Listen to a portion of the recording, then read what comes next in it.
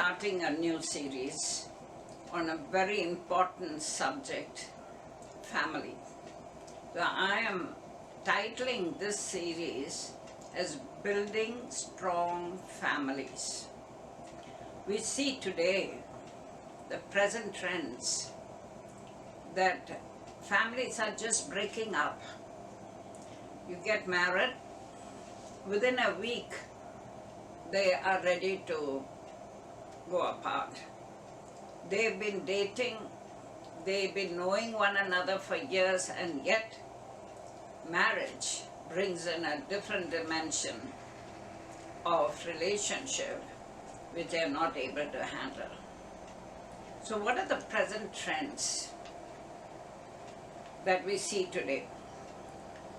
Those days, early days, we used to have arranged marriages, or at least when the girl and the boy get to know one another and like one another, they seek the parents' approval. But today, they don't do that. They date, get to know one another, and they get married. Registered marriage, not necessarily even a church marriage. They not only date, but today they have live-in relationships. They don't want the responsibility of marriage, of family life. And so they live in together. And as far as they are comfortable with that, and once they feel they're beginning to get on each other's nerves, they decide to call it off. Then we have also very popular the internet marriage, where there are many sites that give suitable partners that you can choose according to your background, religion, culture, interests, and if you like them, then you get married. So these are some of the different trends that have set in today. We also find that today many women, most women in fact, work.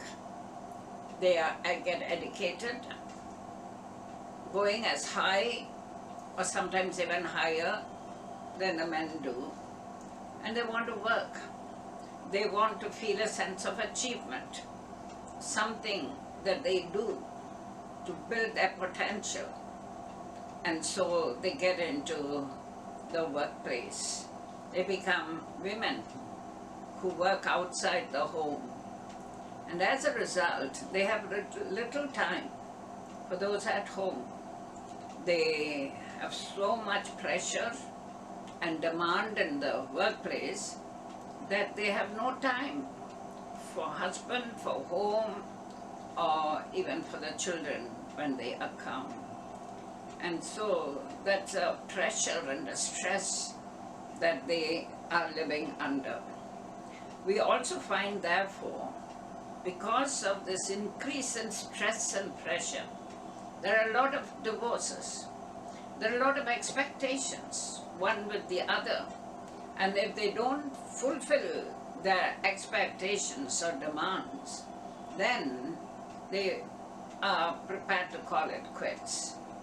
It's so casual and taken so lightly, and they just get apart. Today there's a very popular term that is used, compatible. We are not compatible. What do they mean by that? Compatible. We don't suit one another. We are not comfortable with one another. We don't think alike. We are not in the same wavelength. And so they get apart. So a lot of divorces, separation, brokenness. We also find that there's a role confusion. Each one wants to be independent because they are financially independent. So the woman feels she can be independent of her husband. She does her own thing, has her own bank account, and does her own thing.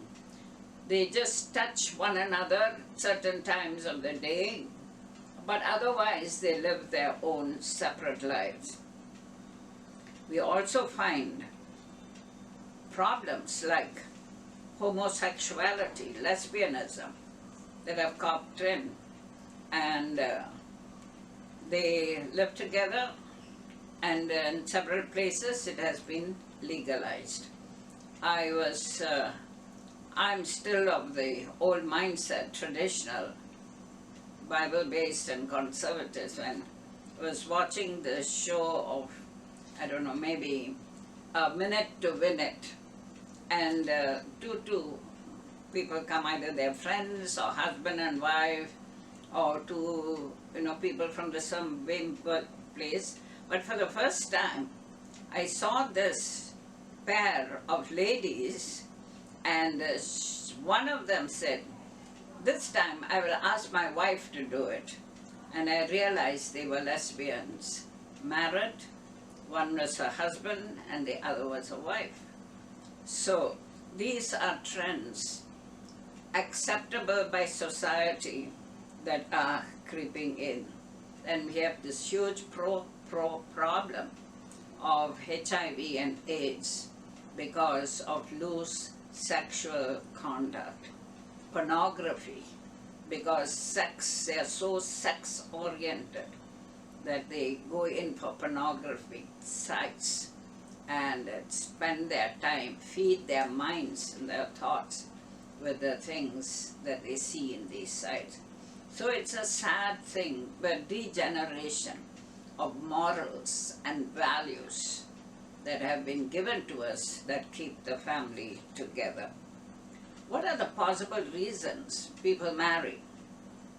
Now, they may say they fall in love, or they may have a sexual desire for one another, just sexually attracted, nothing else, and beautiful to look at, handsome, so they get married.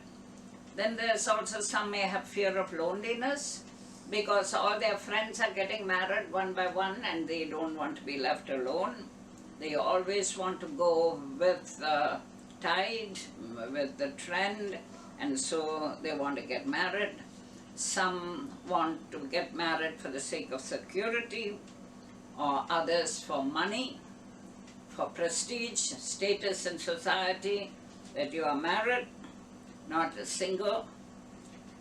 Then everybody just expected we would marry one another. Expectations of others. They've been going along, so people take for granted that you're going to get married. So they get married. Then there is this case very often of premarital pregnancy because of sexual lapses during their time of getting to one another or dating. They get pregnant, and then they have little choice but to marry.